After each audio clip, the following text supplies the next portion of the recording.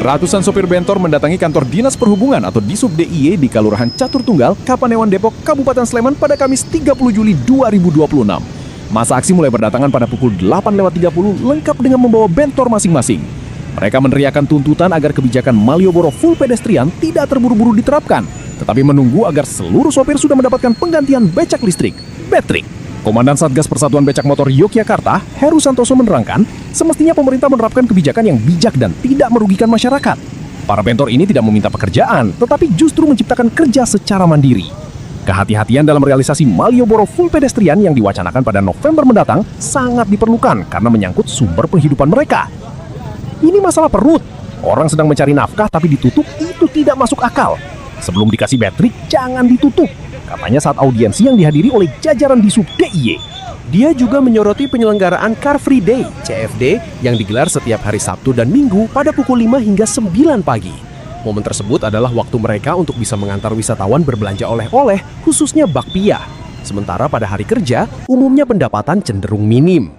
Apabila CFD ingin diterapkan pada momen tersebut, sebenarnya cukup separuh jalan saja, tidak perlu ditutup seluruhnya. Dia mengilustrasikan dengan kebijakan bagi aksi demonstrasi yang hanya bisa menutup separuh jalan.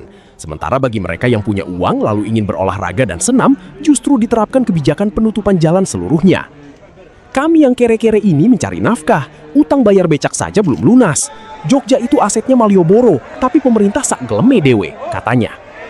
Heru juga meminta agar ada koordinasi yang baik antara pemerintah. Lantaran dia mengklaim dari Pemkot membolehkan mereka beroperasi, tetapi dari Pemprov justru melarang. Tak jarang para sopir bentor ini juga mesti bersiteru dengan petugas Disub DIY saat di lapangan. Sampai titik darah penghabisan, dia memastikan mereka akan terus mengawal. Hal senada disampaikan oleh Ketua Paguyuban Becak Motor DIJ, Parmin. Mereka tidak masalah jika bentor dilarang dan yang diperbolehkan hanya Betrik. Hanya saja dari sekitar 900 sopir bentor yang berada di sepanjang Jalan Malioboro, baru sekitar 80 orang yang mendapatkan Betrik tersebut. Itu pun hampir separuhnya dalam kondisi sudah rusak mesin dan kini masih berada di bengkel untuk perbaikan mandiri. Selama bantuan yang disalurkan masih bertahap, kebijakan full pedestrian mestinya diterapkan secara bertahap dan mereka tetap diperbolehkan mengais rezeki. Dia menilai pemerintah sebagai wakil rakyat seharusnya memberi keadilan bagi masyarakat dan bukan menyengsarakan. Kami mendukung full pedestrian demi tercapainya kerja pemerintah, tapi jangan kami dikorbankan seperti ini, ujarnya.